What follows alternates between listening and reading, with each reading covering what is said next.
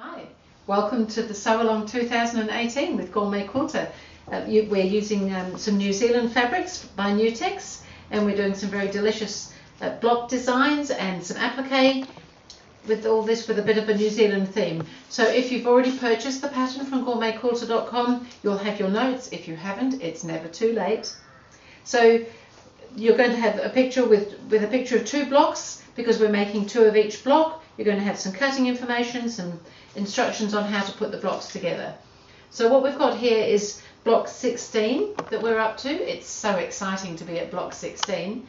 So we're going to be making this whole quilt that looks a little bit like this. We're already doing something with the chain that runs through. We're making a connector blocks, and how's that going? I'm hoping it's going well. And we've been very busy making all these blocks. I'm so excited. My folder is just filling up. As I said, we are now up to block 16. So to do block 16, which is this block up here, we're going to be using some techniques that we've actually used before, but that's good because it's all practice, it's building on, and we're just using them all slightly differently. So initially we're going to make these I'm going to show you how to make all the bits. I'm going to do these little side bits here so they're just squares, and they have little corners on that end up forming the little star around the center. So I've already started doing some of mine. I'm doing them in a different color to the other block.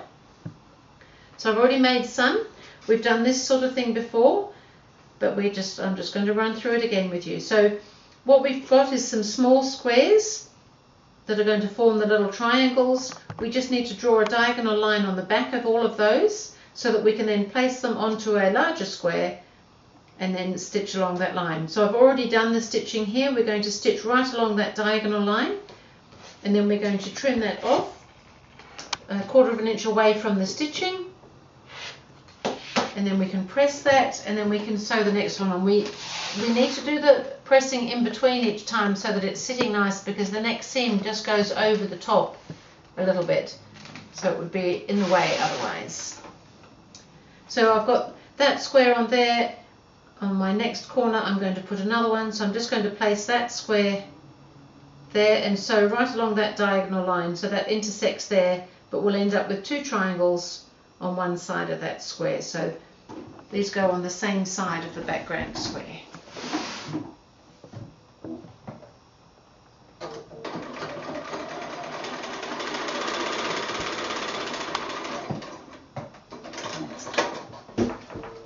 Just that simple.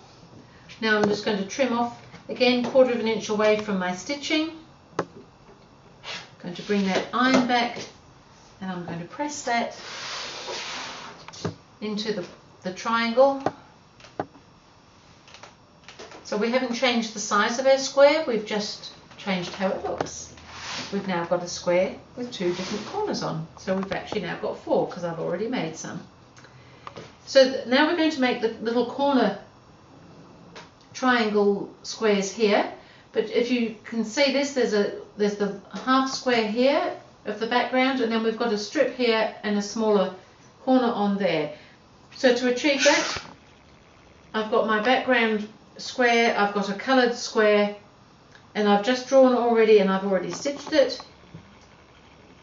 We need to draw a diagonal line right through, and then I just draw another 1/2 an inch away so that I can cut between the two, so that we can save that corner. We don't need that half. So because I've already stitched mine, I can now come and just trim that corner off between the two lines of stitching, so that the piece I'm cutting off is something I can save and use for another very delicious project. So I've gone ahead and I've trimmed that. I now need to press that. So I'm going to press that seam towards that colour.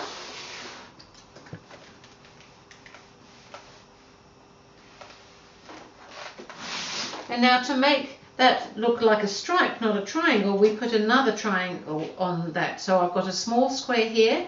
Again, we draw a diagonal line from corner to corner there, and we place that over. Now make sure you're placing it over the right piece of fabric. And yes, you can ask me how I know that. I'm going to place that onto my coloured triangle right on the corner, and I'm going to sew right along that diagonal line from there, and then we're going to flip that over and we make a little different coloured corner. And what it ends up looking like is a little bit like there's a stripe in there, but in fact it was really easy to do.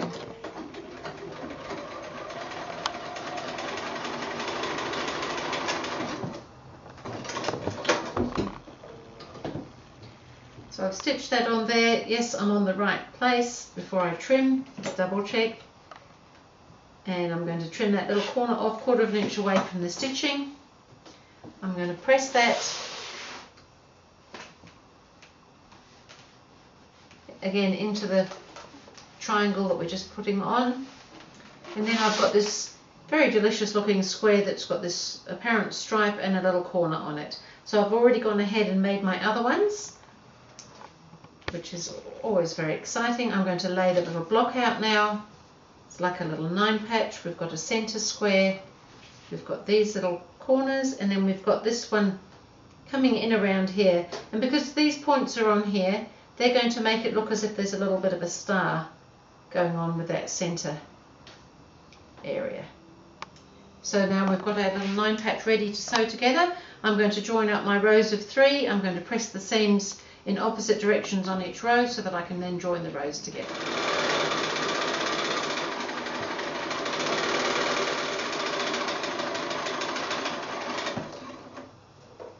So I finished stitching my block together. I did it in rows. I pressed these seams that way, I pressed the center ones in, and I pressed these ones out so that they nestled nicely when I'm joining up, and everything's looking pretty good. Even my little corners are matching nicely here. That's the beauty of putting on those little triangles like that with a little square. Things tend to stay pretty square in general. So I'm just pushing both of those 2 seams over one way now. And I think that's looking quite satisfactory. So that's the second one of those blocks. That's my block 16 that I've done. So they look a little bit different when you get the different colours going, which is always fun to see how things come up differently. It gives variety within the quilt. You don't necessarily think it's just the same block again. So that's it for block 16. Thank you on the sew along. We'll see you again for block 17.